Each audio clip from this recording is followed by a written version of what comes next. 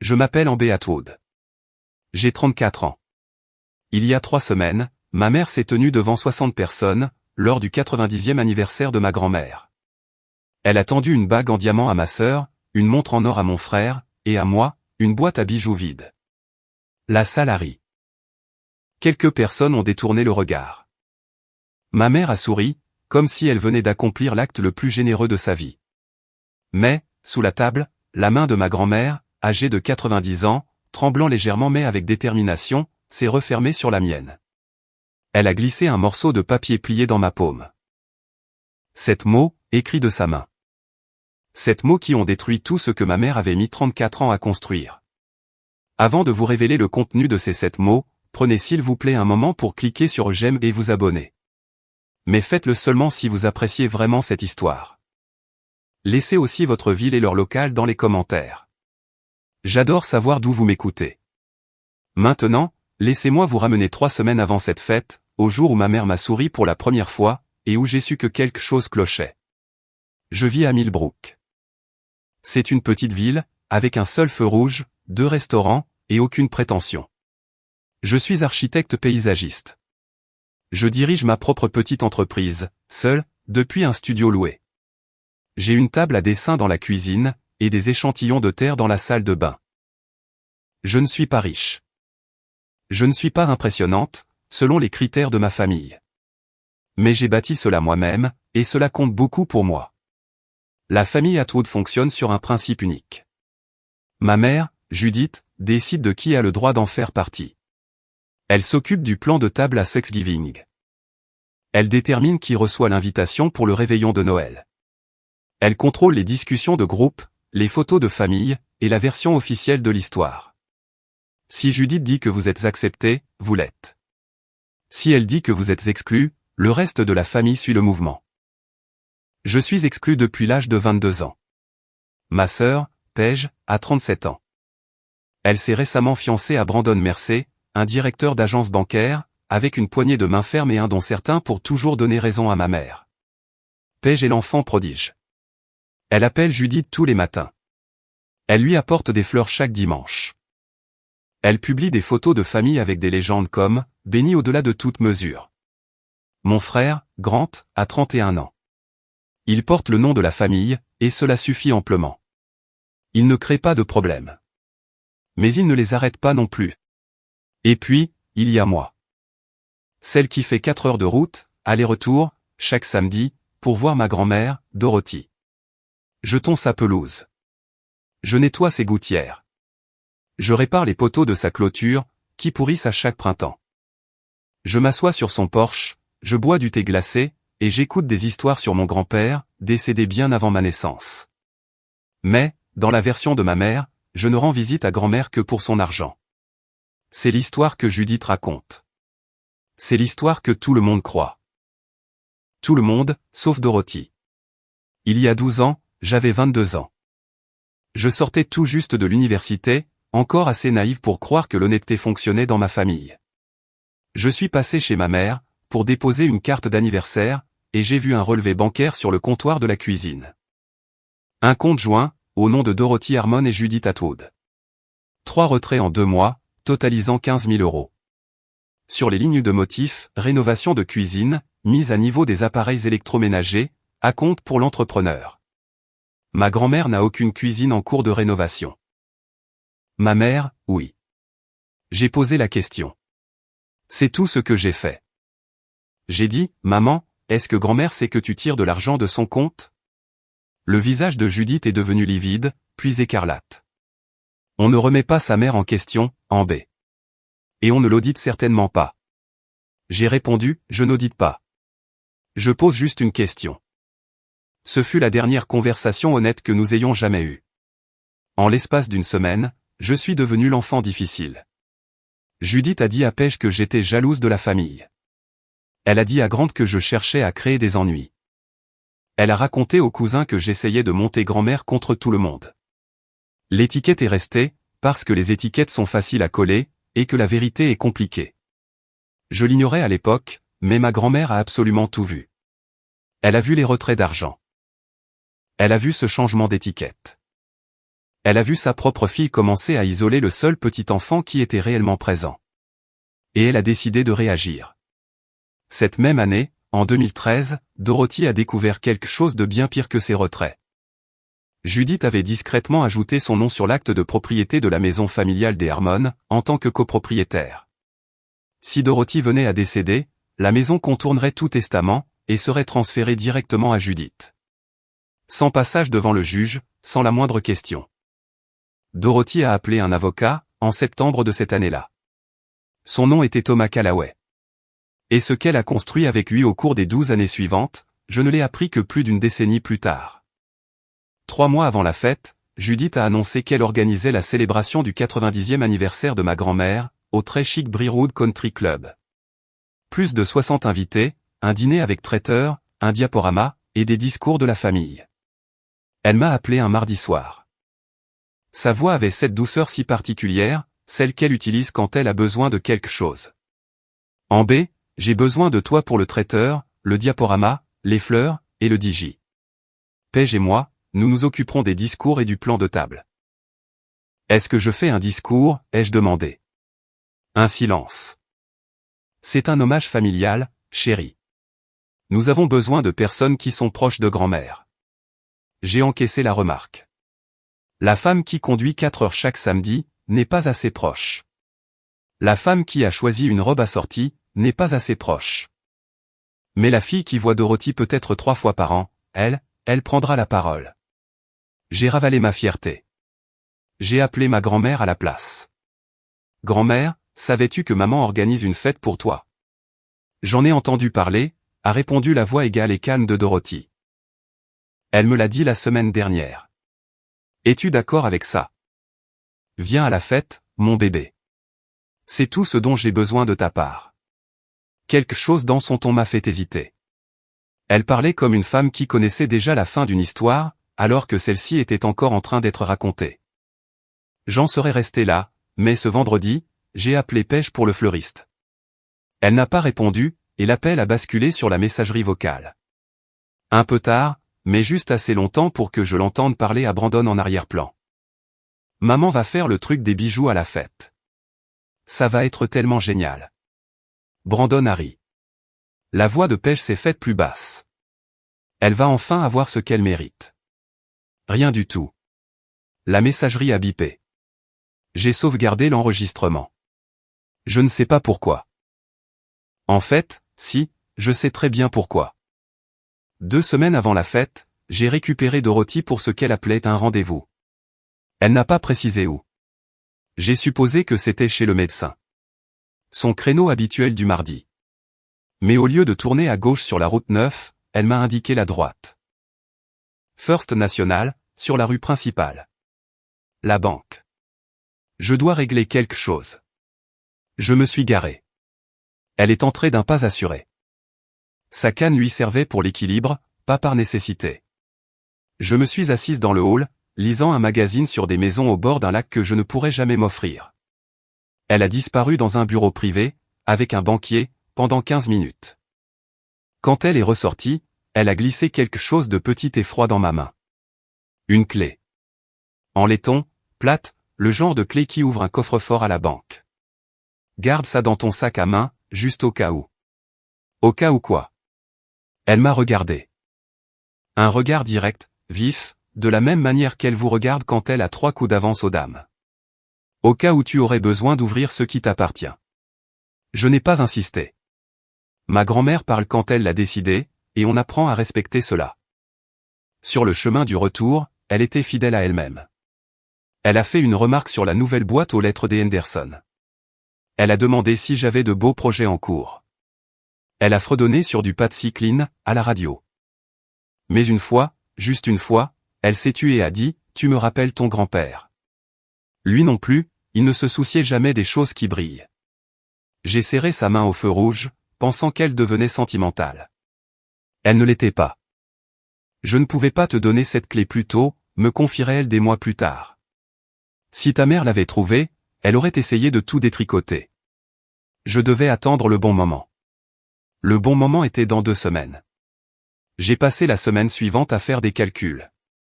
Pas des calculs financiers, mais des calculs émotionnels. Si je m'assois à cette fête, et que ma mère ne me donne rien devant 60 personnes, qu'est-ce que j'y perds? De l'argent? Je me fiche éperdument des bijoux. Je n'ai jamais porté de bague, et je n'ai même pas les oreilles percées. Mais il ne s'agissait pas de bijoux. Il s'agissait de l'histoire qui allait être racontée en public. Le récit que Judith écrivait depuis 12 ans connaîtrait son ultime chapitre. Et ce, devant les amis de ma grand-mère, notre famille élargie, les parents de Brandon, les dames de l'église, les voisins, devant tout le monde. L'histoire serait la suivante, Amber est la fille difficile. Amber ne mérite pas ce que les autres méritent. Amber ne vaut qu'une boîte vide. Et si je reste assise là à sourire, je cautionne tout cela. Je suis d'accord avec elle. Je dis à 60 personnes, et à moi-même, que la version de ma mère est la vraie. Il y avait autre chose, aussi. Judith limitait lentement mon accès à Dorothy. Maman a besoin de repos. Ne viens pas ce samedi, elle est fatiguée. Tu devrais peut-être espacer tes visites.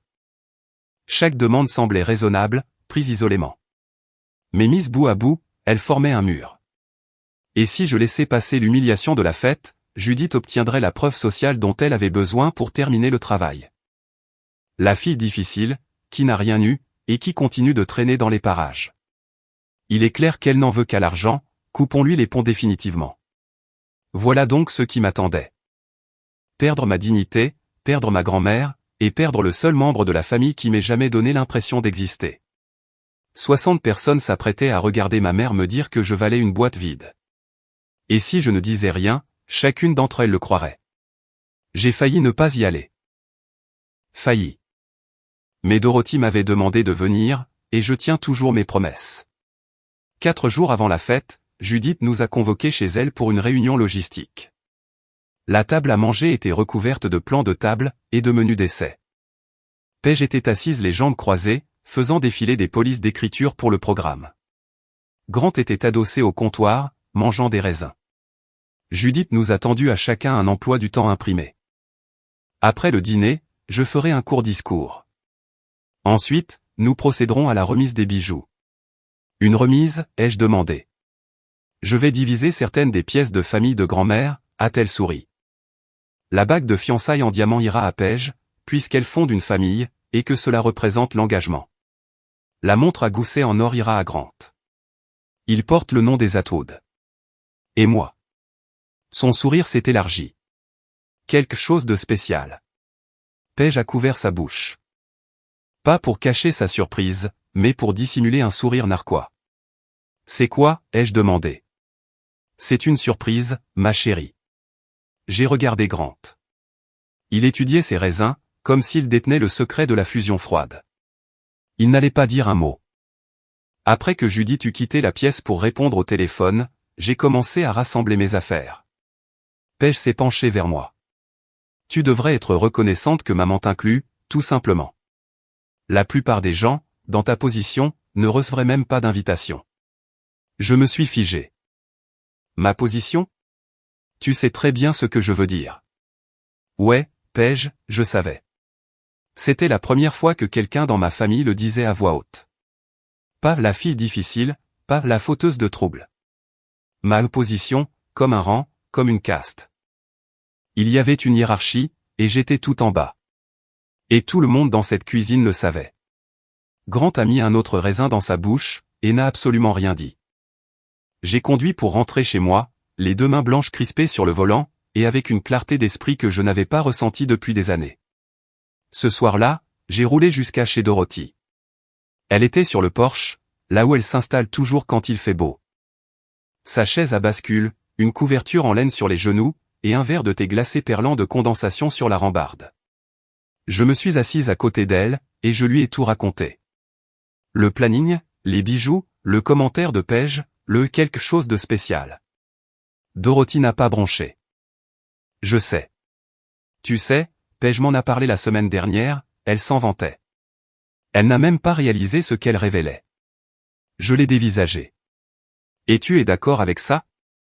Ta mère pense posséder ce qui n'a jamais été à elle. Dorothy a posé son verre. Elle a joué avec des bijoux de fantaisie toute sa vie, en les faisant passer pour des vrais. Elle ne le sait juste pas encore. Grand-mère, qu'est-ce que ça veut dire? Elle s'est penchée et m'a pris la main. S'il arrive quoi que ce soit du tout, appelle Thomas Callaway. C'est mon avocat. Il a tout. Quoi? Tout? Elle a serré ma main une fois. Fermement. Promets-moi une chose, mon bébé. Quoi que fasse ta mère à cette fête, ne réagis pas. Ne pleure pas. Ne t'énerve pas à temps, c'est tout. Attendre quoi?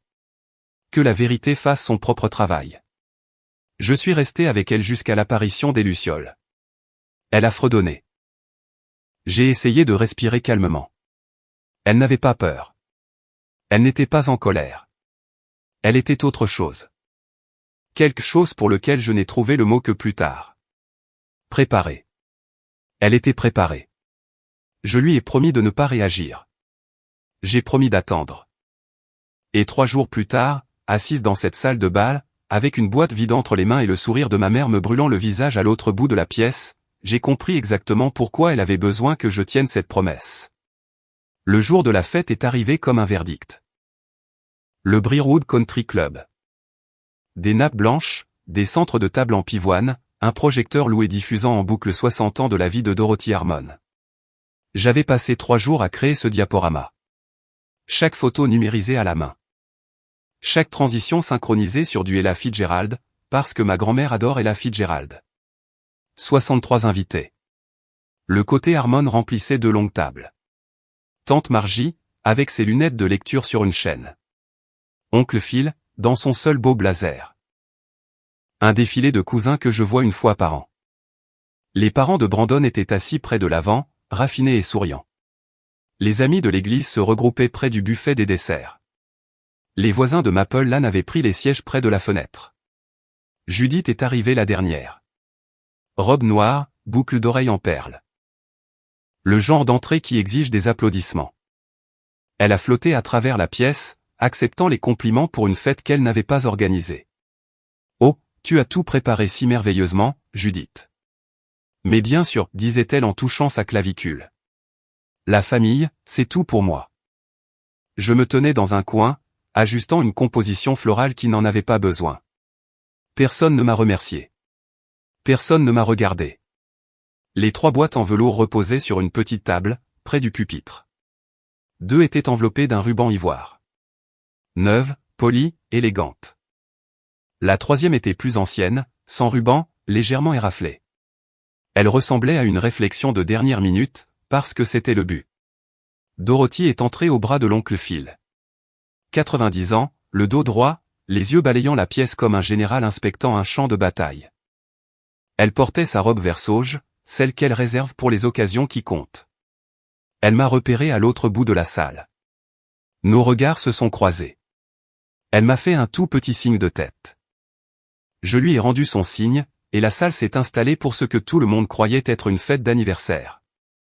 Judith a pris le micro après le débarrassage des plats principaux. Elle s'est tenue devant le projecteur, la photo de mariage de Dorothy brillant derrière elle, et a prononcé un discours qu'elle avait clairement répété devant un miroir. Ce soir, il est question d'héritage. Elle a fait une pause, pour les faits. De ce que notre mère nous a enseigné. De l'importance de transmettre ce qui compte, aux personnes qui le feront fructifier. Quelques personnes ont hoché la tête. Tante Margie a souri poliment. Maman m'a demandé de faire quelque chose de spécial, ce soir. Judith a regardé Dorothy. Elle m'a demandé de distribuer certains de ses bijoux les plus précieux. Des pièces qui représentent l'histoire de notre famille, nos valeurs, et notre amour. J'ai observé le visage de Dorothy. De marbre. Du marbre absolu. Elle n'a pas acquiescé. Elle n'a pas secoué la tête. Elle est restée parfaitement immobile, les mains croisées sur la nappe, la mâchoire serrée comme du béton. Personne ne l'a remarqué. Ils regardaient tous Judith, ce qui était exactement le but recherché. Judith avait transformé l'anniversaire de sa mère en sa propre pièce de théâtre. L'héritage, ce n'est pas seulement une question de souvenir, a poursuivi Judith. C'est une question de savoir qui mérite de le faire perdurer. Elle a laissé ce mot, mérite, flotter dans l'air comme de la fumée. L'auditoire a applaudi. La mère de Brandon s'est penchée, et a murmuré quelque chose à son mari. Paige a tapoté ses yeux avec une serviette, de façon préventive. Grant s'est redressé sur sa chaise, pour la première fois de la soirée. J'étais assise à la table 6, la table la plus éloignée, naturellement. Les mains sur les genoux, avec un pouls que je pouvais entendre battre dans mes oreilles. Sous la table, mon sac à main contenait une clé en laiton, dont je ne comprenais pas encore toute la signification, et une promesse sur laquelle j'allais être testé. Judith a pris la première boîte en velours. Les yeux de ma grand-mère n'ont jamais quitté les miens. Paige. La voix de Judith s'est brisée, d'une émotion répétée. Elle a ouvert la première boîte, et a brandi une bague à la lumière. Elle a accroché la lumière du lustre, projetant de minuscules prismes sur la nappe. Parce que tu fondes une famille. Parce que cette bague représente l'engagement. Parce que grand-mère voudrait que tu l'aies. Paige s'est levée. Des larmes, réelles ou excellemment simulées, coulaient sur son visage. Elle a serré Judith dans ses bras. Les téléphones portables se sont levés pour filmer. La mère de Brandon a croisé les mains sur sa poitrine. Les applaudissements ont traversé la pièce comme une vague. Dorothy est restée de marbre. Judith a posé la deuxième boîte devant Grant. Une montre à gousset en or, lourde dans son écrin. Grant, parce que tu perpétues le nom de notre famille. Parce que l'héritage a besoin d'un gardien. Grant a souri, l'a mise, et l'a montrée à l'assemblée. D'autres applaudissements. Oncle Phil a levé le pouce, de l'autre côté de la pièce. 2 boîtes ouvertes. Il en restait une. La salle a commencé à le remarquer. Quelques têtes se sont tournées vers moi. Les murmures voyageaient entre les tables, comme un courant électrique. La troisième boîte était plus petite que les 2 autres. Plus ancienne, sans ruban. Posée légèrement à l'écart, comme si même la table ne voulait pas la revendiquer. Une femme que je ne connaissais pas s'est penchée vers son mari. Qu'y a-t-il dans la dernière? Judith l'a entendu. Elle était censée l'entendre. C'était l'architecture de la scène. La montée en puissance, la pause, le public qui se penche en avant. Ma mère s'est tournée vers moi. Nos regards se sont verrouillés, par-dessus 4 tables et 34 ans de silence. Elle a pris la boîte. Elle s'est approchée, lentement. Chaque pas était calibré. La pièce est devenue silencieuse. Pas un silence paisible. Le silence qui précède une rupture. Elle l'a dit devant moi, et 63 personnes ont retenu leur souffle. Et pour toi, ma chérie. La voix de ma mère portait cette douceur particulière, qu'elle réserve pour la cruauté en public. La boîte qui contenait tout cela. Après tout, tu as toujours dit que les biens matériels n'avaient pas d'importance. Je l'ai ouverte. Vide. Une doublure en velours usé. L'empreinte où reposait autrefois une bague. Le contour où s'était logée une montre. Les fantômes de bijoux qui avaient déjà été donnés à quelqu'un d'autre. Quelques personnes ont ri. Ce rire gêné, le genre de rire qui s'échappe avant que le cerveau ne puisse l'arrêter. L'un des collègues de Brandon a lâché un sifflement bas. Une amie de l'église a couvert sa bouche. Judith se tenait là, rayonnante. Paige regardait son assiette. Grant a dégluti difficilement, et a attrapé son verre d'eau. Mes mains tremblaient. Ma gorge s'est nouée. Chaque instinct de mon corps me hurlait de me lever, de dire quelque chose, de jeter la boîte à travers la pièce, et de laisser 34 années de silence voler en éclats sur ce sol poli. Mais sous la table, une main. Fine, chaude, avec une peau parcheminée, et la plus légère des pressions. Les doigts de ma grand-mère ont pressé un morceau de papier plié dans ma paume. J'ai refermé mon poing dessus. J'ai regardé Judith. Puis la salle. Puis la boîte vide. Merci, maman. 2 mots. Plat, stable. L'exact opposé de ce qu'elle voulait. Le sourire de Judith a vacillé, juste une seconde. Elle s'attendait à des larmes, à une scène. À la fille difficile prouvant qu'elle était difficile, une dernière fois. Au lieu de cela, elle a obtenu 2 mots, et un visage fermé. La salle a expiré. Quelqu'un a toussé. Une fourchette a raclé une assiette. Le DJ, confus, a lancé la chanson suivante trop tôt. 63 personnes m'ont regardé ne rien recevoir. Mais dans mon poing, plié entre mes doigts, se trouvaient 7 mots qui allaient tout changer. Je me suis excusé. Le couloir menant aux toilettes était long, tapissé de moquettes, et sentait le lys. J'ai verrouillé la porte, je m'y suis adossé, et j'ai ouvert ma main. Le papier était petit, déchiré dans le coin d'un bloc-notes, plié 2 fois. L'écriture de Dorothy, à l'encre bleue. Les lettres fermes, malgré 90 années de vie. 7 mots. Tout ce qui est vrai est déjà à ton nom. En dessous, un numéro de téléphone et un seul mot, Callaway. Je l'ai lu 3 fois. Puis une 4e. Tout ce qui est vrai, déjà à ton nom. J'ai serré le mot contre ma poitrine, et je suis resté là, dans ces toilettes verrouillées, pendant que le DJ passait le Fly to the Moon de l'autre côté du mur. Et pendant que ma mère acceptait les félicitations pour une cérémonie qu'elle avait conçue pour me briser. La clé. Le coffre-fort de la First National. Callaway. L'avocat que Dorothy avait mentionné sur le porche. Il a tout. Je ne comprenais pas encore le tableau dans son ensemble, mais je pouvais en sentir les contours. La forme de quelque chose que ma grand-mère avait construit, discrètement, prudemment, pendant très longtemps. Je me suis aspergé le visage d'eau, j'ai lissé ma robe, j'ai replié le mot, et je l'ai glissé dans mon portefeuille. Derrière mon permis de conduire, là où personne n'irait regarder. Puis je suis retourné dans cette salle de bal. Je me suis assise à la table 6, et j'ai souri à un cousin qui me demandait si j'allais bien. Je vais très bien. C'est la soirée de grand-mère. 7 mots, avec l'écriture de ma grand-mère. C'était tout ce que j'avais, et c'était bien plus que ce que Judith m'avait donné en 34 ans. À l'autre bout de la pièce, Dorothy m'a regardé revenir. Elle n'a pas souri. Elle ne m'a pas fait de clin d'œil. Elle s'est contentée de me regarder. De la manière dont on regarde quelqu'un, quand on s'est déjà assuré qu'il sera en sécurité. Le reste de la soirée fut étrange. J'y ai évolué comme un nageur. Présente, mais sans vraiment toucher le fond. J'ai parlé à ma cousine Darlene de son nouveau chiot. J'ai complimenté le blazer de l'oncle Phil. J'ai mangé une part du gâteau au citron, que j'avais commandé à la boulangerie de la 5e rue. Et j'ai attendu. Judith m'observait depuis l'autre bout de la salle. Je le sentais. Comme on sent que quelqu'un fixe notre nuque. Elle attendait l'effondrement. Les larmes sur le parking, le coup de fil colérique sur le chemin du retour. Elle avait construit toute la soirée autour d'une réaction, et la réaction ne venait pas. Elle m'a intercepté près du buffet des desserts. Tu gères ça bien, Ambé. Il n'y a rien à gérer, maman. Ses yeux se sont plissés. Je veux juste que tu saches que ce n'était pas personnel. Bien sûr que non.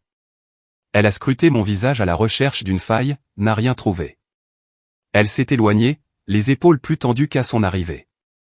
Tante Margie m'a trouvé près du vestiaire. C'est la petite sœur de Dorothy. 78 ans, vive comme l'éclair, et aucune patience pour les drames théâtraux. Ce n'était pas juste, Ambé.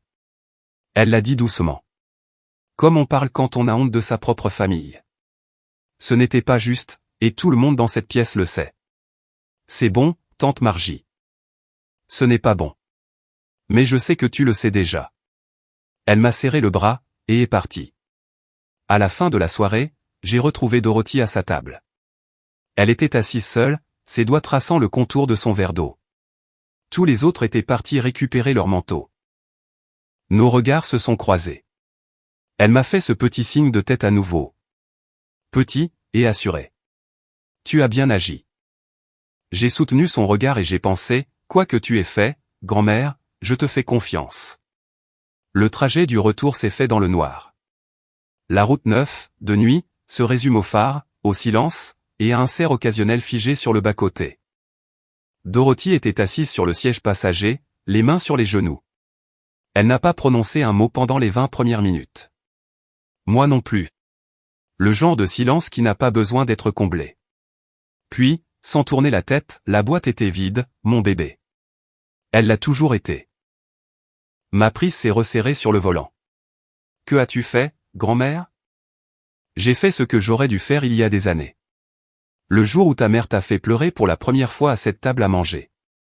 Je me suis assuré que tu n'aurais plus jamais besoin d'elle. J'ai senti mes yeux me piquer. J'ai cligné fort des yeux. La route s'est brouillée, puis est redevenue nette. Callaway, lundi matin. Il t'expliquera tout. Et en B, ne dis rien à ta mère. Pas encore. Pourquoi pas? Parce la vérité n'a pas besoin d'annonce. Elle a juste besoin de temps. Je l'ai aidé à rentrer. J'ai accroché son manteau. Je l'ai installé dans le fauteuil près de la fenêtre, celui que mon grand-père a fabriqué il y a 40 ans. J'ai bordé la couverture en laine sur ses genoux, et posé son thé à portée de main. Au moment où je partais, elle m'a attrapé le poignet.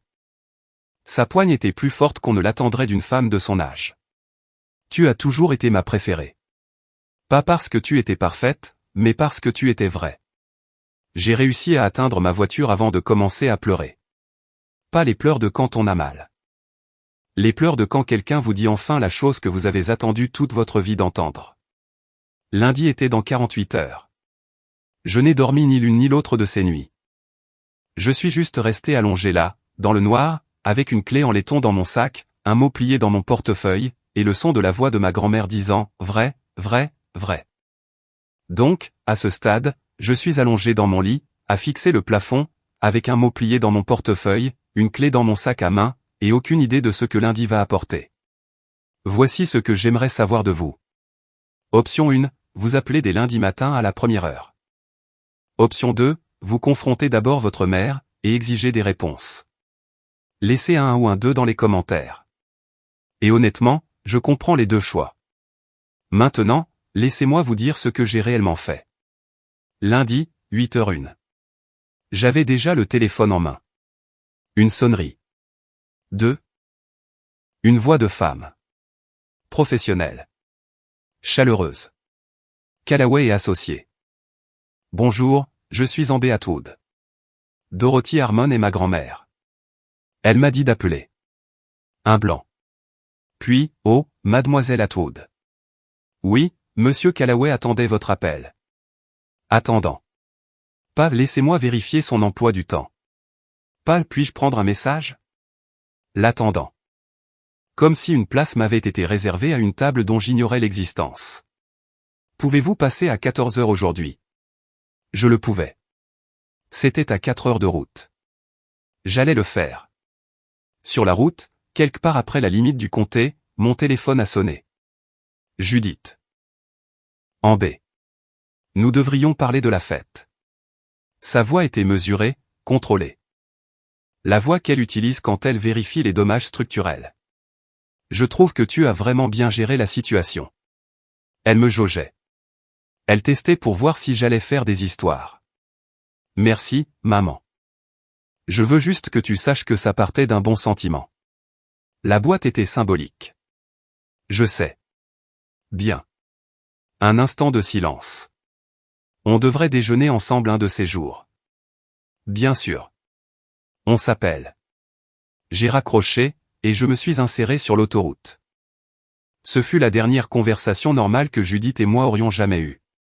Le bureau de Callaway se trouvait au-dessus d'une quincaillerie sur Main Street, au 2e étage. Un bâtiment en briques, le genre d'endroit qui sent le vieux papier et le café fort. Sa secrétaire, une femme nommée Louise, m'a offert de l'eau. Je l'ai prise à 2 mains, car mes doigts tremblaient. Thomas Callaway est sorti m'accueillir en personne. Au milieu de la soixantaine, barbe grise, lunettes de lecture repoussées sur le front. Il m'a serré la main, et a tenu la porte ouverte, comme s'il avait attendu 12 ans pour le faire. Et il l'avait fait. Il a ouvert un épais dossier cartonné sur son bureau, et l'a posé à plat. Votre grand-mère a établi une fiducie irrévocable en septembre 2013. J'ai besoin que vous compreniez ce que cela signifie. Une fois signé, les actifs qu'elle contient ne lui appartiennent plus. Ils appartiennent à la fiducie. Votre mère n'a aucune réclamation légale à faire. Personne n'en a. À l'exception du bénéficiaire désigné. Qui est-ce? Vous, mademoiselle Atwood. La pièce a tangué. J'ai posé mon verre d'eau avant de le faire tomber. Il m'a tout expliqué lentement, doucement. Comme un homme qui a déjà annoncé ce genre de nouvelles, et qui en comprend le poids. La maison de la famille Harmon. 16 hectares dans le comté de Millbrook. Titre de propriété transféré à la fiducie. Valeur estimée l'année dernière, 1,2 million. Dorothy avait retiré le nom de Judith de l'acte de propriété, et avait transféré la propriété dans la fiducie avant même que Judith ne réalise qu'elle avait disparu. Un compte d'investissement séparé, dans une autre banque. Alimenté progressivement sur 12 ans. 300 ou 400 € par mois, provenant de la sécurité sociale et de la pension de Dorothy.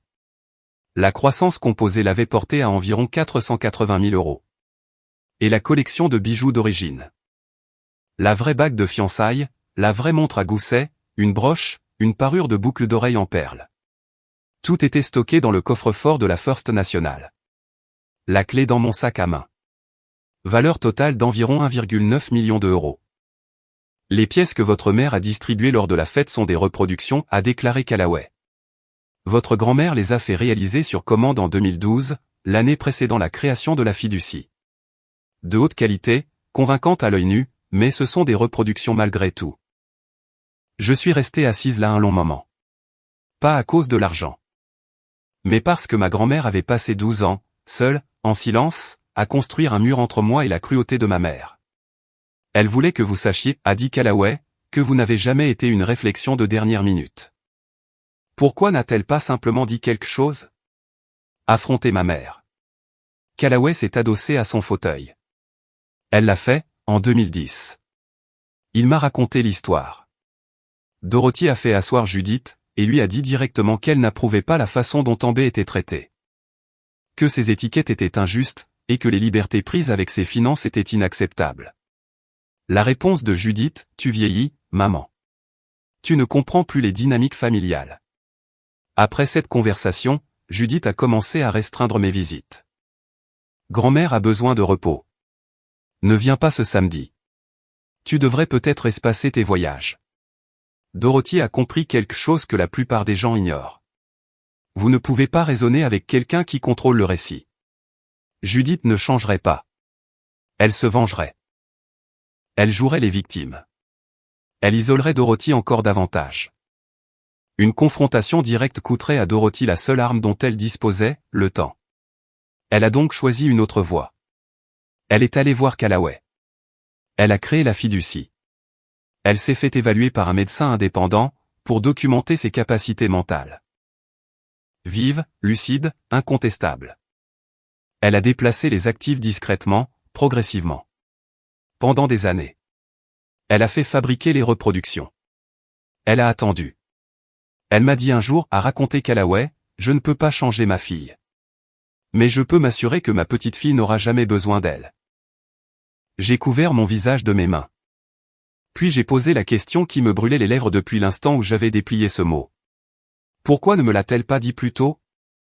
J'ai passé 12 ans à croire que j'étais seule. Callaway a hoché la tête. Elle s'est posé la question, elle aussi.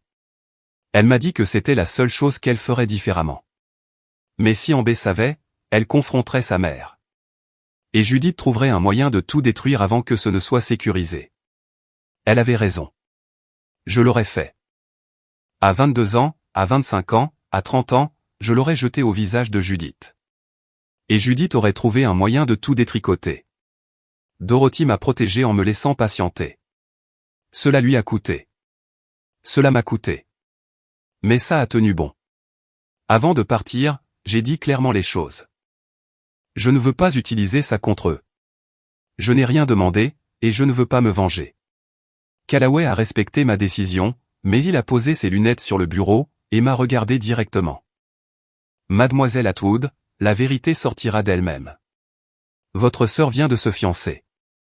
Si elle apporte cette bague chez un bijoutier pour la faire mettre à la taille et elle le fera, n'importe quel bijoutier réputé identifiera la pierre comme de l'oxyde de zirconium en moins de 30 secondes.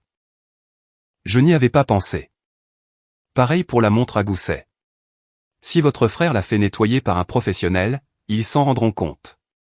Du métal de base plaqué or. Ça vaut peut-être 40 €.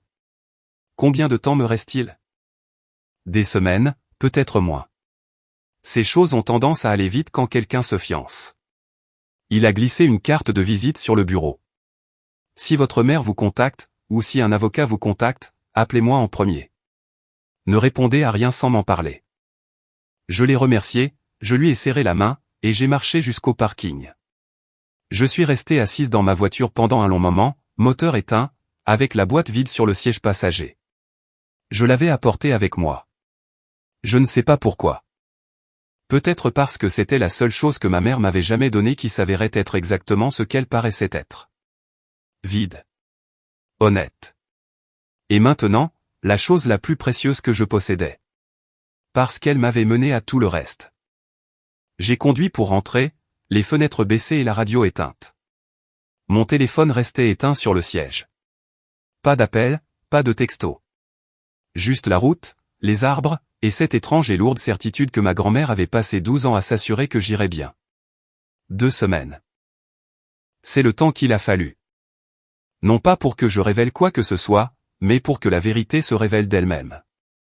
11 jours plus tard, un mardi, Paige est entrée dans la bijouterie fine Garrison & Docter, sur Elm Street. La bague au doigt, un sourire aux lèvres. Elle voulait la faire ajuster pour ses fiançailles. Elle s'en vantait depuis près de 2 semaines auprès de la famille de Brandon, de ses collègues de travail, et de tous ceux qui voulaient bien s'arrêter pour l'écouter. La bijoutière, une femme nommée Claire Garrison, 3e génération du métier, a placé la bague sous une loupe, a ajusté la lumière, a regardé à nouveau, et a appelé son associé. Elles ont conféré à voix basse. Puis, Claire s'est tournée vers Paige et a dit « Mademoiselle, je veux être franche avec vous. Il s'agit d'une reproduction de très bonne facture. La pierre centrale est de l'oxyde de zirconium. » Paige a ri. C'est impossible. Elle est dans ma famille depuis 60 ans. Je suis désolé, ce n'est pas un diamant. Le sang s'est retiré du visage de Paige. Elle a appelé Judith depuis l'intérieur de la boutique. J'imagine que la bijoutière et son associé sont restés parfaitement immobiles pendant cet appel. La même semaine, je l'ai appris de Grant lui-même plus tard, il a apporté la montre à gousset à un horloger de la ville voisine, pour la faire polir. L'homme l'a retournée 2 fois et a dit « Monsieur, c'est du métal de base plaqué or. J'estime sa valeur à environ 40 €. Vous êtes sûr ? Je fais ça depuis 31 ans. J'en suis certain. 2 découvertes. La même semaine. 2 faux exposés par 2 professionnels qui n'avaient aucune idée qu'ils tiraient sur la même corde. Je n'étais présente lors d'aucune de ces conversations. Je n'ai rien orchestré. Je n'ai mis personne dans la confidence. J'étais chez moi, dans mon appartement, en train de dessiner un plan de jardin pour un client du comté de Dutchess, quand mon téléphone s'est mis à sonner. Il a sonné 6 fois avant que je ne décroche. C'était Judith. « Qu'est-ce que tu as fait ? » Pas de « bonjour ». Pas de préambule. Juste de la glace. Je n'ai rien fait. Maman, tu les as échangés. Sa respiration était rapide. Saccadée. Tu es allé dans cette maison toutes les semaines. Tu as pris les vrais, et tu as laissé des faux. Maman, arrête. J'appellerai la police. Je te ferai arrêter pour vol. Pourquoi ? Tu m'as donné une boîte vide, tu te souviens ? Silence. Le genre de silence qui crépite. Je n'ai rien échangé, ai-je dit. Je ne savais pas que c'était des reproductions avant que tu ne les distribues à la fête. C'est un mensonge. Appelle grand-mère. Demande-lui par toi-même. La ligne a été coupée. Je me suis assise sur mon canapé, et j'ai fixé le mur. Je n'étais pas triomphante. Je n'étais pas satisfaite. J'étais fatiguée. Le genre de fatigue spécifique que l'on ressent quand quelqu'un vous accuse de la chose exacte qu'il fait depuis le début. 2 minutes plus tard, Paige a envoyé un texto, « Est-ce vrai ? Le savais-tu ? » J'ai regardé le message pendant un long moment. Je pouvais m'expliquer. Je pouvais me défendre. Je pouvais envoyer le message vocal que j'avais sauvegardé. Elle va enfin avoir ce qu'elle mérite. Rien du tout. J'ai posé le téléphone. Grant n'a pas envoyé de texto. Grant n'a pas appelé. Grant, constant jusqu'au bout, a choisi le silence. Ce soir-là, je me suis assise sur les marches de mon appartement, avec une tasse de thé, et j'ai regardé le soleil se coucher derrière le parking du Euro Général. Quelque part de l'autre côté de la ville, ma mère était en train de réaliser que l'histoire qu'elle racontait depuis 12 ans, celle où elle était la fille dévouée et moi l'opportuniste cupide, comportait un trou. Un trou béant, en forme de boîte vide. La vérité avait éclaté au grand jour, et je n'avais pas prononcé un seul mot. Judith s'est rendue chez Dorothy le lendemain matin. Je le sais parce que tante Margie était là. Elle et l'oncle Phil étaient passés apporter un plat préparé à Dorothy, et jeter un coup d'œil à son jardin. Judith n'a pas frappé. Elle est entrée par la porte d'entrée comme si l'endroit lui appartenait, ou ce qu'elle croyait être le cas, je suppose. Mère, as-tu donné à Amber les vrais bijoux? Dorothy était dans sa chaise à bascule, sur la véranda grillagée. Elle ne s'est pas levée, n'a pas élevé la voix, n'a pas scié. J'ai donné ce qui m'appartenait de donner. Tu as distribué ce que tu supposais être à toi. C'était des pièces de famille. C'était mes pièces, Judith. Je les ai achetées avec mon propre argent, il y a 60 ans. Elles n'ont jamais été à toi pour que tu les distribues. Tante Margie a posé sa fourchette. Tu ne peux pas me faire ça, a dit Judith, la voix brisée. Après tout ce que j'ai fait pour cette famille. Que as-tu fait, Judith? La voix de Dorothy était égale, calme. Tu as pris 15 000 € de mon compte sans me le demander. Tu as mis ton nom sur ma maison sans permission. Tu as passé 12 ans à traiter ta fille David. Et la seule personne qui me prenait quoi que ce soit, c'était toi. Oncle Phil s'est levé, et a posé une main sur l'épaule de Judith. Judith, assieds-toi. Judith l'a repoussé. Elle monte tout le monde contre moi. Dorothy a regardé sa fille avec quelque chose qui n'était pas de la colère. C'était plus vieux que la colère. Plus triste. Non, ma chérie. Ça, tu l'as fait toi-même, lors de ma fête d'anniversaire, devant 60 personnes. Judith est partie. La porte moustiquaire a claqué. Ses pneus ont projeté des graviers. Tante Margie s'est assise lourdement sur la chaise du porche et a dit, « Bon Dieu, Dorothy. » Dorothy a pris son thé glacé, et a bu une gorgée. Elle va se calmer. C'est toujours le cas. Elle se trompait sur ce point. Mais elle avait raison sur tout le reste. Voici ce qu'il en est des petites villes. Rien ne reste secret bien longtemps. Tante Margie l'a dit à sa sœur Linda. Linda l'a dit à sa fille, qui l'a dit à 3 personnes lors du repas partagé de l'église. À la fin de la semaine, chacune des 63 personnes invitées à cette fête savait 3 choses. Premièrement, les bijoux que Judith avait distribués avec tant de cérémonie étaient des faux. Deuxièmement, Dorothy avait transféré la vraie collection, ainsi que sa maison et ses économies, à Amber via une fiducie établie il y a 12 ans. Troisièmement, la boîte vide, le moment que Judith considérait comme son chef-d'œuvre, était en réalité la preuve la plus accablante de sa propre cruauté. Je n'ai pas passé un seul coup de fil. Je n'ai rien publié. Je n'ai pas envoyé de message vocal. La vérité s'est propagée à travers Millbrook, de la même manière que toutes les vérités se propagent dans les petites villes. À travers des livraisons de plats mijotés, sur les parkings d'église, et lors d'appels téléphoniques qui commencent par « Tu ne vas jamais croire ça ». L'histoire de la boîte vide est devenue l'histoire. Chaque fois que quelqu'un mentionnait Judith Atwood, la première chose qui sortait de la bouche de quiconque était « Oh, celle qui a donné à sa propre fille une boîte vide, à l'anniversaire de sa mère ». Judith a essayé de réécrire l'histoire. Maman devient confuse. Elle a 90 ans. Elle ne sait plus ce qu'elle fait. Mais tous les gens présents à cette fête avaient vu Dorothy, l'œil vif, le dos droit, répondant aux questions sur la Grande Dépression, et citant Roosevelt. Personne n'y a cru. 2 de ses amis du country club ont cessé de retourner ses appels. Les femmes de l'église lui souriaient le dimanche, mais ne lui gardaient pas de place. La mère de Brandon, les jeux appris plus tard, a posé à Paige des questions très directes sur la famille dans laquelle elle allait se marier. Le récit de Judith, celui qu'elle avait mis des décennies à construire, s'est effondré.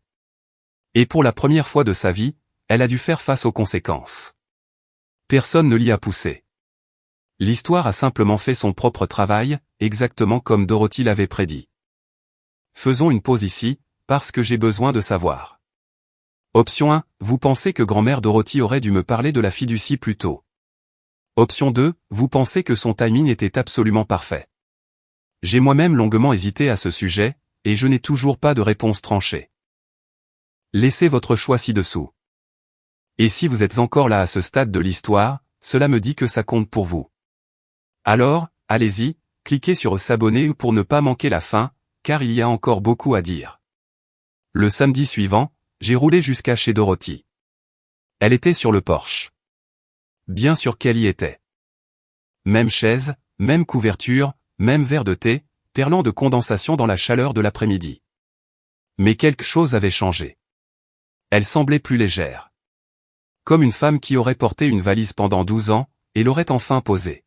« Comment vas-tu, mon bébé ? » « Je suis encore en train de digérer. » Elle a tapoté la chaise à côté d'elle. Je me suis assise. « Je ne veux pas utiliser ça contre eux, grand-mère. » Elle a hoché la tête lentement. « Alors ne l'utilise pas pour toi. » « Qu'est-ce que ça veut dire ? » ?»« Ça veut dire, rentre à la maison. » Elle a fait un geste vers la maison derrière nous. Les rambardes écaillées du porche, les gouttières affaissées, les plates-bandes étouffées par le trèfle. « Ceci est à toi maintenant. » Légalement. Ça l'est depuis 12 ans. Je suis resté parce que j'adore cet endroit. Mais il a besoin de quelqu'un de plus jeune. De quelqu'un qui sait quoi faire avec 16 hectares, et un bon terrain. Quelque chose a fait tilt. Mon entreprise, l'architecture paysagère, s'était développée, mais était limitée par mon minuscule studio. Les clients voulaient voir les conceptions en personne.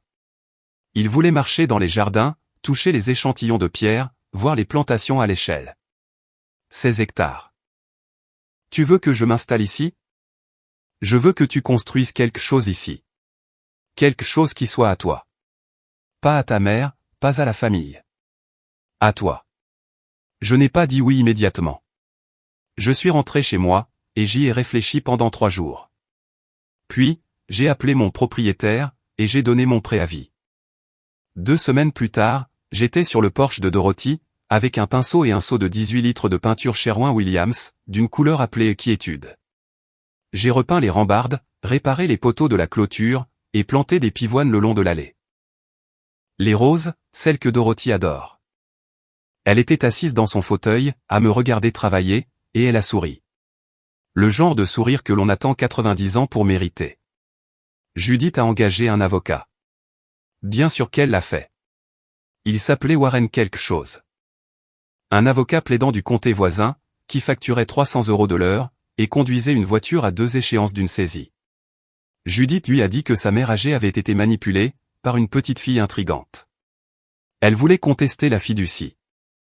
Warren a examiné le dossier, et a demandé les documents. 2 semaines plus tard, il a rappelé Judith. Madame Atwood, cette fiducie a été établie il y a 12 ans, avec la documentation complète de la capacité légale de votre mère. L'avocat de votre mère l'avait fait évaluer par un médecin indépendant au moment de la signature. La fiducie est irrévocable. Il n'y a rien à contester. Mais elle a été forcée. Par qui ? Votre fille avait 22 ans à l'époque. Elle n'avait aucune connaissance de la fiducie. Il n'y a aucune preuve d'influence indue. Aucune lacune procédurale. Je suis désolé. Tout a été fait dans les règles. Judith l'a renvoyé. A essayé un autre avocat. A obtenu la même réponse. Callaway, sur les instructions de Dorothy, a envoyé à Judith une lettre de mise en demeure. Elle faisait 4 paragraphes de long, et était rédigée dans ce type de jargon juridique précis qui ne laisse aucune place à l'interprétation. Tout nouveau harcèlement, diffamation, ou tentative d'ingérence dans la fiducie ou envers son bénéficiaire, serait traité par les voies légales appropriées. Judith a reçu la lettre un jeudi. Je le sais, car Paige m'a envoyé un texto, maman a reçu une lettre de l'avocat de grand-mère. Elle n'a pas dit un mot depuis. C'était la première fois de ma vie que je pouvais me souvenir de ma mère silencieuse. Je ne l'ai pas appelée. Je ne me suis pas réjoui. Je n'ai pas envoyé de fleurs, de cartes, ni de messages soigneusement formulés sur le karma. Je suis allé dehors, et j'ai peint l'autre côté de la clôture. La loi avait parlé. Je n'avais pas besoin de le faire. 1 mois plus tard, Judith a appelé. Sa voix était différente. Ni douce, ni désolée, mais prudente. Comme quelqu'un qui marche sur la glace. Peut-on se voir ? Où ? Au café Murphy. Terrain neutre. J'ai accepté. Je ne lui devais pas cette conversation, mais j'ai choisi de la voir. Il y a une différence. Elle était déjà là quand je suis arrivé. Pas de perles, pas de robe noire. Un pull gris que je ne lui avais jamais vu. Elle avait l'air plus petite dedans. Elle remuait son café, mais ne le buvait pas. Je me suis assise, j'ai commandé un thé, j'ai attendu. J'ai fait ce que je pensais être le mieux pour la famille, a-t-elle commencé. Maman, arrête. Elle a cligné des yeux. Je ne suis pas ici pour me disputer sur le passé, ai-je dit. Je ne suis pas ici pour ressasser l'histoire de la fête, des bijoux ou de la boîte. J'ai entendu ta version toute ma vie.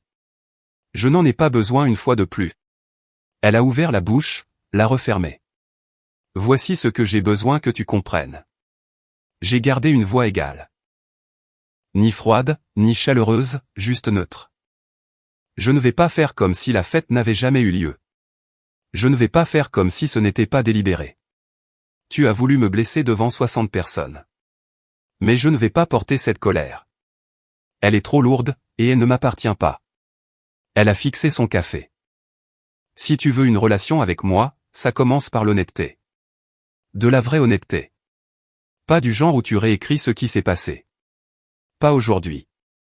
Je ne te le demande pas aujourd'hui. Mais quand tu seras prête. Si jamais tu es prête. Pour la première fois de sa vie, Judith Atwood n'a eu ni répartie, ni révision, ni manipulation.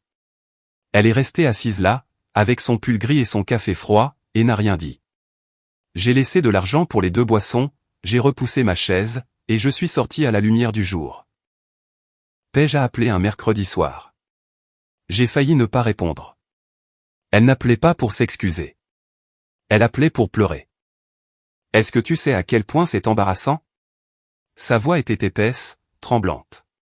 J'ai montré cette bague aux parents de Brandon. Sa mère l'a tenue à la lumière et a dit, « Quelle belle pierre !» Et c'est de l'oxyde de zirconium, en B. C'est du verre. Je suis désolé, Paige. Est-ce que tu le savais, avant que j'aille chez le bijoutier? Est-ce que tu le savais? J'ai fermé les yeux. Je l'ai découvert la même semaine que toi. Quelques jours plus tôt. Et tu ne m'as rien dit. M'aurais-tu cru? Un silence. Assez long pour que j'entende sa respiration changer. Non, a-t-elle admis. Je ne l'aurais pas fait. Nous sommes restés au téléphone, sans parler, pendant 10, peut-être 15 secondes. Ça ne paraît pas long. Ça m'a semblé durer une éternité. J'ai besoin de temps, en B. Prends-le. Elle a raccroché sans dire au revoir. Mais elle n'a pas raccroché en colère. Elle a raccroché fatiguée. Le genre de fatigue qui survient quand vous réalisez que l'histoire dans laquelle vous viviez a une fin différente de celle qu'on vous avait promise. 3 jours plus tard, un texto. Je ne suis pas prête à parler. Mais je commence à voir des choses que je ne voulais pas voir avant. Ce n'est pas du pardon. Ce n'est pas une réconciliation. Mais c'est la première chose honnête que ma sœur m'ait dite en 12 ans. Je n'ai pas insisté. Je n'ai pas envoyé le message vocal que j'avais sauvegardé. Celui où elle riait du fait que je n'aurais rien. Je l'ai supprimé, à la place. Pas parce qu'elle méritait ma clémence. Mais parce que je ne voulais plus m'encombrer avec ça. Il y a des choses auxquelles vous vous accrochez parce qu'elles vous protègent. Et d'autres que vous laissez partir, parce qu'elles commencent à vous transformer en la personne que vous essayez de ne pas devenir. Grant n'a pas appelé. Il est venu en voiture.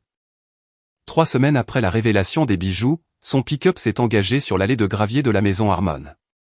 J'étais dehors, en train de diviser des ostas le long de l'allée principale. Il s'est garé, est resté assis dans la cabine pendant une bonne minute, puis est sorti. Il a marché jusqu'aux marches du Porsche, et s'est assis. J'ai enlevé mes gants de jardinage, et je me suis assise à côté de lui. Il a regardé la cour. Le Porsche que j'avais repeint. Les nouvelles pivoines. Il ne m'a pas regardé. J'ai toujours su que maman te traitait différemment. Je sais. Je ne voulais juste pas me retrouver au milieu de tout ça. Je le sais aussi. Il a retourné la montre entre ses mains. La fausse. Il l'avait apportée avec lui.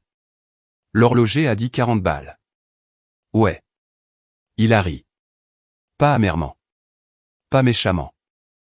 Le rire discret et épuisé d'un homme qui vient de réaliser que le siège sur lequel il était assis, n'a jamais été aussi confortable qu'il le pensait. 40 €. C'est ce que je valais. C'est ce que maman pensait que tu valais, ai-je corrigé. Pas grand-mère. Il m'a regardé, alors. Vraiment regardé.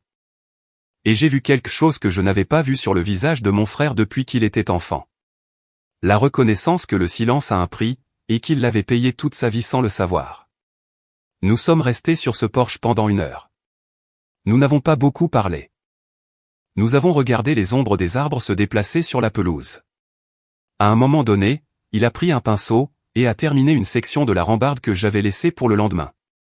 Ce n'était pas une réconciliation. C'étaient 2 personnes assises au même endroit pour la première fois depuis des années, sans faire semblant que la distance entre elles n'existait pas. C'était un début. Un début discret, imparfait, à 40 €. Les répercussions se sont abattues sur Judith, comme la météo. Lentement, puis tout d'un coup. Ses 2 amis les plus proches du Breewood Country Club, Linda Marsh et Diane Witt, ont cessé de l'inviter à leur déjeuner du mardi. Elles ne l'ont pas annoncé. Elles ont juste arrêté de lui garder une chaise. Quand Judith appelait, messagerie vocale. Quand elle envoyait un texto, un emoji ou pouce en l'air et rien d'autre. À l'église, le pasteur Williams l'a prise à part après l'office, et lui a dit quelque chose sur la bienveillance familiale, et le poids des actions publiques. Judith a dit aux gens qu'il faisait de la politique. Personne n'était de cet avis. Tante Margie l'a appelé directement. Margie ne mâche pas ses mots. Elle ne l'a jamais fait. Tu as humilié ta propre fille devant 60 personnes, Judith. Et ta mère de 90 ans a dû nettoyer tes dégâts. Tu devrais avoir honte. Judith lui a raccroché au nez. Mais les mots de Margie ont circulé. Ils le font toujours. Judith a essayé son stratagème habituel, la réécriture. Maman est confuse. Elle est vieille. C'est l'œuvre d'Ambé. Mais les personnes présentes à cette fête avaient vu Dorothy. Ils l'avaient vu répondre à des questions sur son enfance avec une parfaite clarté. Ils l'avaient regardé se mouvoir dans la pièce, avec plus de grâce que quiconque de moins de 70 ans.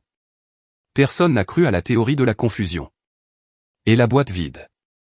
Ce seul détail est devenu le raccourci pour tout le reste. As-tu entendu ce qu'a fait Judith, ramené toujours à la même image. Une mère remettant à sa propre fille une boîte vide, devant tout ce qu'elle avait jamais connu. Judith n'a pas été détruite. Ce n'est pas comme ça que ça marche dans la vraie vie. Elle a toujours sa maison. Elle a toujours sa santé. Elle a toujours 2 enfants qui décrochent le téléphone, même si les conversations sont plus courtes maintenant. Mais elle a perdu la seule chose qu'elle valorisait par-dessus tout. Le contrôle du récit. Et pour quelqu'un comme Judith, ce n'est pas une punition. C'est une crise d'identité. Quelques semaines plus tard, les après-midi sont devenus plus courts. Octobre s'installait, et les sessions sur le porche de Dorothy devenaient plus brèves. Elle faisait plus de siestes, mangeait moins, et passait de la chaise à bascule au fauteuil d'intérieur avant midi. Un soir, je lui ai apporté du thé, et je me suis assise à côté d'elle sur le porche. Les érables le long de l'allée devenaient orange et rouille, de cette nuance particulière de rouge qui ne dure que quelques jours, avant que le vent ne l'emporte. Elle a tendu la main vers la mienne. Je la lui ai donnée. Je me suis accroché assez longtemps pour m'assurer que tu irais bien. Grand-mère, laisse-moi finir. Elle m'a serré la main. 12 ans que j'attendais de te voir sur ce porche, ayant l'air d'être à ta place. Parce que c'est le cas. Tu l'as toujours été. Je n'ai pas pu parler pendant un moment. Le genre de silence qui n'est pas vide. Il est plein. Trop plein. Tu ne m'as pas seulement mise à l'abri, grand-mère. Tu m'as fait savoir que je valais quelque chose pour quelqu'un. Elle a souri. Tu as toujours tout valu, mon bébé. Je me suis juste assuré que la paperasse soit d'accord. Nous avons ri toutes les deux. Le genre de rire qui s'échappe à travers les larmes. Qu'est-ce que je fais maintenant, ai-je demandé. Tu vis. Tu plantes des choses. Tu les laisses grandir. Elle a regardé le jardin, mes pivoines captant la dernière lumière du jour. Et tu arrêtes d'attendre que ta mère voie ce que j'ai toujours vu. Certaines personnes n'en sont pas capables. Ça ne veut pas dire que ce qu'il manque n'existe pas. Nous nous sommes tenus la main sur ce porche, jusqu'à l'apparition des lucioles. Les grillons ont commencé à chanter. L'air sentait les feuilles mortes, et la fumée de bois venant de quelque part le long de la route. Ce n'était pas le point culminant de l'histoire. C'en était le cœur. La partie que tous ces documents juridiques, ces évaluations de bijoux, et ces lettres de mise en demeure, avaient été conçues pour protéger. 2 femmes sur un porche. Se tenant la main. Étant vrai. 6 mois plus tard, la maison Harmon a une allure différente maintenant. Le porche est d'un gris et quiétude, avec des moulures blanches. Les gouttières sont propres. Les plates-bandes sont vivantes. Pivoine, hortensia, sauge de Russie, et une bordure de lavande que les abeilles ont déjà trouvée. J'ai converti l'ancienne grange en studio. Table à dessin, échantillon de terre, un mur de photos de clients. J'amène les gens sur la propriété, pour qu'ils se promènent sur le terrain. 16 hectares de jardin de démonstration, montrant ce qui est possible quand on travaille avec la terre, plutôt que contre elle. L'entreprise a doublé, puis encore doublé. J'ai embauché une assistante à temps partiel, une fille nommée Maya, du lycée communautaire, qui veut étudier l'horticulture. La boîte vide trône sur ma cheminée. Juste au-dessus du foyer, à côté d'une photo de mon grand-père dans son uniforme militaire de cérémonie, et d'une bougie qui sent le cèdre. Je ne l'ai pas encadrée. Je ne l'ai pas montée sur du velours. Je l'ai juste posée là. Ouverte, pour que je puisse voir l'empreinte usée, là où se trouvait la bague. C'est l'objet le plus précieux que je possède, car c'est ce qui m'a conduite jusqu'ici. Dorothy vit toujours dans la maison. Elle est plus lente, maintenant. Elle utilise le monte-escalier que j'ai fait installer. Elle prend ses repas dans la cuisine plutôt que sur le porche, quand le temps se gâte. Mais chaque soir, quand la lumière s'y prête, elle est dehors, se balançant dans sa chaise, à me regarder travailler. Paige m'appelle, désormais. Des conversations courtes, avec des mots prudents, mais sincères. Elle m'a posé des questions sur les pivoines la semaine dernière. Elle voulait en planter chez elle. Je lui ai dit quand les tailler. Nous n'avons pas parlé de la bague. Grant passe une fois par mois. Il m'a aidé à installer un tuyau de drainage la dernière fois. Nous n'avons pas parlé de la montre. Judith. Judith n'a pas appelé. Mais mardi dernier, j'ai trouvé une carte dans ma boîte aux lettres. Pas d'adresse de retour.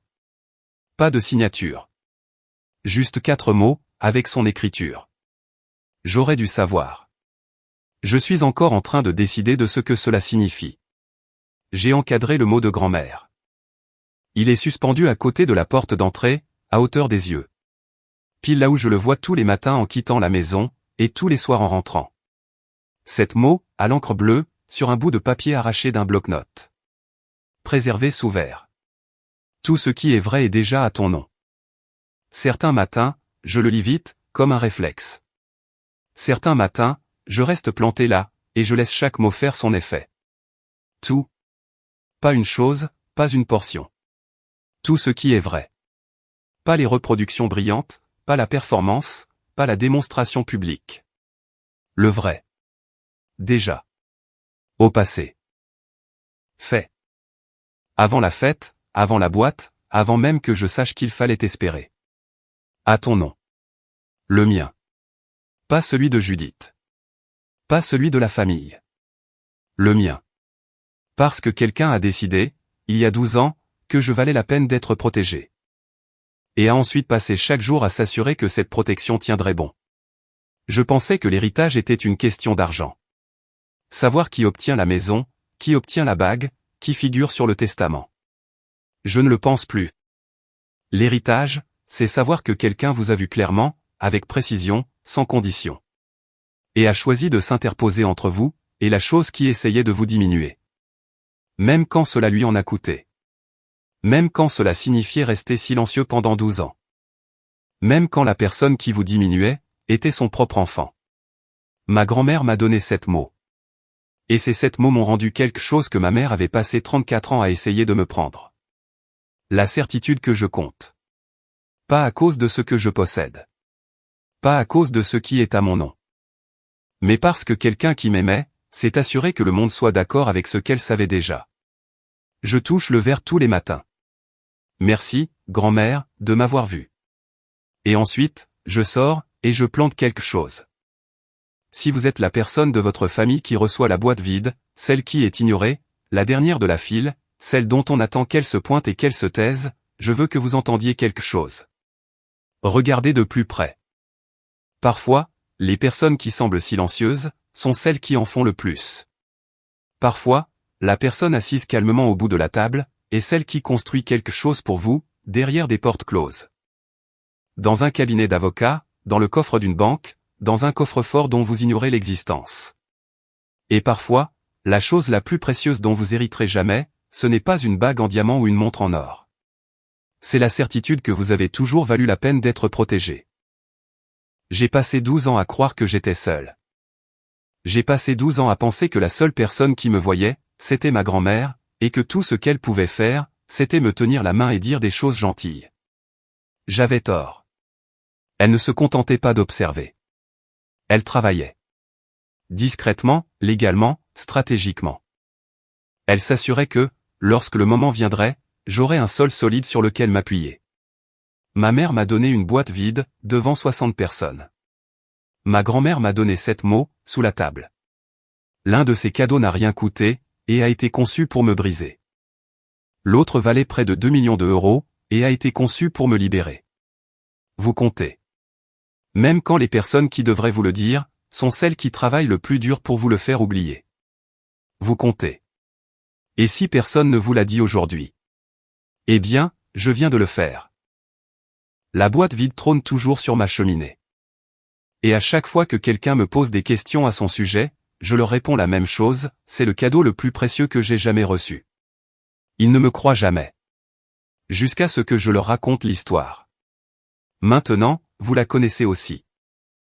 Voilà mon histoire, et je veux entendre la vôtre. Si vous avez déjà été la personne à la boîte vide dans votre famille, celle qui a été ignorée pendant que tout le monde recevait la bague, la montre, et les applaudissements, partagez votre histoire dans les commentaires. Je les lis absolument tous.